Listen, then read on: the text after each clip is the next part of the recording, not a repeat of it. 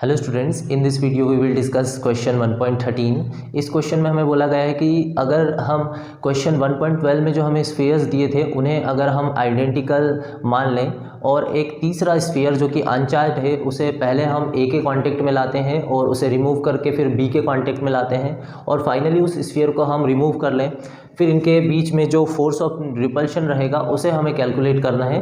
तो जब एक अनचार्ज स्फीयर को हम ए के कांटेक्ट में लाएंगे तो यहाँ पर चार्ज का रीडिस्ट्रीब्यूशन होगा और उसी स्फीयर को फिर हम फर्दर बी के कांटेक्ट में रखते हैं, फिर रिमूव करते हैं तो यहाँ पर भी चार्जेस का रीडिस्ट्रीब्यूशन होता है।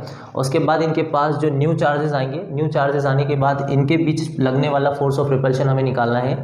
तो इनिशियली जो इन पे चार्ज प्रेजेंट है, जो कि हम क्वेश्चन 1.12 में डिस्कस कर चुके हैं, क्यू ए और क्यू बी दोनों पर ही हमारा जो है सेम चार्ज है। चार्ज हमारे पास है 6.5 × 10⁻⁻7 कूलम और इनके बीच का जो सेपरेशन है क्वेश्चन में हमें दिया गया था 50 सेंटीमीटर। तो जो डेटा हमारे पास है वो हम लिख लें कि जो क्यू ए है हमारे पास और क्यू बी है जो कि सेम चार्जेस है दोनों स्फीयर पे और ये दोनों आइडेंटिकल भी हैं। तो 6.5 × 10⁻⁻7 कूलम इन पर चार्ज है और इनके बीच का जो सेपरेशन है वो हमें बताया है 50 सेंटीमीटर, जो कि क्वेश्चन 1.12 में बता दिया गया था।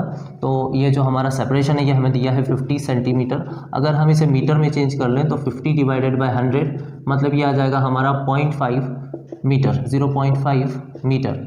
इतना सेपरेशन इनके बीच है। अब हमें बोला गया है एक तीसरा स्फीयर जो कि इन्हीं के साथ आइडेंटिकल है, मतलब सेम साइज़ का है। अगर हम उसे ए के कांटेक्ट में रखते हैं तो मान लेते हैं कि जो ए पे जो चार्ज है अगर हम उसे क्यू ले लें और अगर हम एक तीसरा स्फीयर जो कि सी है, जो कि अनचार्ज है, अगर मान लेते हैं कि ये सी स्फीयर है, ये ए के कांटेक्ट में आया तो यहाँ पर चार्जेस का रीडिस्ट्रीब्यूशन होता है। जो टोटल चार्ज होता है उसका हाफ चार्ज दोनों स्फीयर पर आ जाएगा। मतलब अगर टोटल चार्ज क्यू है तो Q/2 चार्ज ए पर भी आ जाएगा और Q/2 सी पर भी आ जाएगा। तो हम लिख सकते हैं when an uncharged sphere C is brought in contact with sphere A, new charge on sphere A पर जो नया चार्ज रहेगा वो इस टोटल चार्ज का हाफ रहेगा। तो टोटल चार्ज हमारे पास है, अगर हम ए का चार्ज Q1 ले रहे हैं तो इसे हम लिख सकते हैं, टोटल चार्ज हमारे पास Q है और टोटल चार्ज को हम डिवाइड कर दें या हाफ कर दें तो ये हो जाएगा Q/2। तो Q1 की जो वैल्यू है वो Q/2 है। इसी तरह से हम अब ये जो स्फीयर C है जो कि अब Q/2 चार्ज हो चुका है और इस पर भी Q/2 आ चुका है, अब हम इस Q/2 चार्ज वाले स्फीयर को B के कांटेक्ट में लेते हैं। तो क्या होगा कि B पर जो ऑलरेडी चार्ज है उसे अगर हम Q ले लें और C जो है हमारा C पर जो चार्ज है उसे हम Q/2 ले लें तो यहाँ पर भी चार्जेस का रीडिस्ट्रीब्यूशन होगा और जो टोटल चार्ज होगा उसका हाफ चार्ज दोनों पर आ जाएगा। अगर ये हमारा B स्फीयर है और ये C स्फीयर है तो अब हम B और C पर जो चार्ज आने वाला है उसकी बात कर रहे हैं, वो हम निकाल लेते हैं। When sphere C with charge, जिस पर अब चार्ज आ चुका है Q/2, is brought in contact with sphere B with charge Q, with charge Q। तो न्यू चार्ज हम निकाल लें B पे, ये रहेगा इन दोनों स्फीयर्स का जो टोटल चार्ज है उसका हाफ। तो ऐसा कर लें कि हम इन दोनों का जो टोटल चार्ज है उसे हाफ कर दें। New charge on sphere B, ये रहेगा हमारा Q2। तो टोटल चार्ज हम निकाल ले पहले। B पर Q है, C पर हमारा Q/2 था क्योंकि C हम यहाँ से लाए थे जब हमने A के कांटेक्ट में रखा था। तो A पर इनिशियल चार्ज अगर हम Q ले रहे हैं तो यहाँ हाफ हो चुका था। अब ये Q/2 जब B के कांटेक्ट में आएगा तो ये जो चार्ज है Q और Q/2 इन दोनों का जो टोटल चार्ज है उसका हाफ चार्ज B और C पर आ जाएगा। तो B पर जो न्यू चार्ज आने वाला है उसे हमने Q2 लिखा है।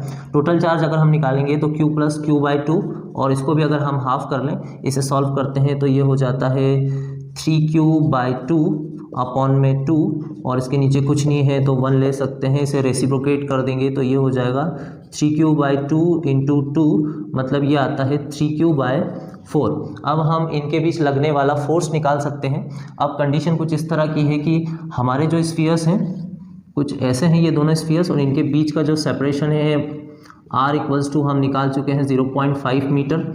इनके ऊपर जो अब चार्ज है Q1 डैश जो है हमारे पास वो है Q/2, और जो Q2 डैश है Q2 डैश हम निकाल चुके हैं 3Q/4। अब इनके बीच का जो फोर्स ऑफ रिपल्शन है वो हम निकाल लेते हैं। फोर्स ऑफ रिपल्शन के लिए हमारे पास कूलम्स लॉ है। कूलम्स लॉ से F इक्वल्स टू हम जानते हैं 1/4πε0। ऐसा मान लेते हैं कि वैक्यूम में रखें तो रिलेटिव परमिटिविटी हम 1 रख सकते हैं। अब यहाँ पर आ जाएगा Q1 dash into Q2 dash upon में r²। F इक्वल्स टू इनकी न्यूमेरिकल वैल्यू रख दें तो 1/4πε0 जो कि इलेक्ट्रोस्टैटिक कांस्टेंट होता है, इसकी वैल्यू होती है 9 × 10⁻⁹। Q1 डैश हम निकाल चुके हैं Q/2। अभी हमने चार्ज की वैल्यू पुट नहीं की है। और Q2 डैश जो है 3Q/4, और अपॉन में करना है हमें r², तो r² ले लेते हैं। अब Q और R की वैल्यू रख दें तो ये हो जाएगा, अगर हम इसे सॉल्व करेंगे तो 3 और 4 2 8 3/8 हो जाएगा। तो F इक्वल्स टू हम लिख सकते हैं 3/8 इंटू 9 × 10⁻⁹ Q² और Q की भी वैल्यू रख दें तो ये हो जाएगा 6.5 × 10⁻⁻7 का होल स्क्वायर अपॉन में जो रेडियस है, रेडियस हमारे पास है 0.5 मीटर, तो इसका स्क्वायर कर दें 0.5 का होल स्क्वायर। ये क्वांटिटी हम क्वेश्चन 1.12 में सॉल्व कर चुके हैं। इसका आंसर आता है, अगर हम यहाँ पर ले लें F इक्वल्स टू 3/8 इंटू इसका आंसर आता है, हमने सॉल्व किया था तो ये आया था 1.52 × 10⁻⁻²। जब हम 3/8 इंटू 1.52 करते हैं तो ये आता है F इक्वल्स टू 0.57 × 10⁻⁻²। अब इस डेसिमल को अगर हम यहाँ शिफ्ट करेंगे तो F इक्वल्स टू हो जाएगा 5.7 × 10⁻³ न्यूटन। तो ये जो फोर्स है ये लगेगा जब हम एक अनचार्ज स्फीयर को, जो कि इन्हीं के साथ आइडेंटिकल है, उसे पहले A के कांटेक्ट में रखते हैं, फिर रिमूव करके उसे B के कांटेक्ट में रखते हैं, फाइनली रिमूव करते हैं, और दोनों के बीच जो फोर्स ऑफ रिपल्शन रहेगा, न्यू फोर्स ऑफ रिपल्शन, वो लगेगा 5.7 × 10⁻³ न्यूटन। आई होप ये क्वेश्चन आपको पूरी तरह से क्लियर हो पाया होगा। फिर भी इससे रिलेटेड कोई डाउट रहता है तो हमें कमेंट सेक्शन में ज़रूर बता सकते हैं।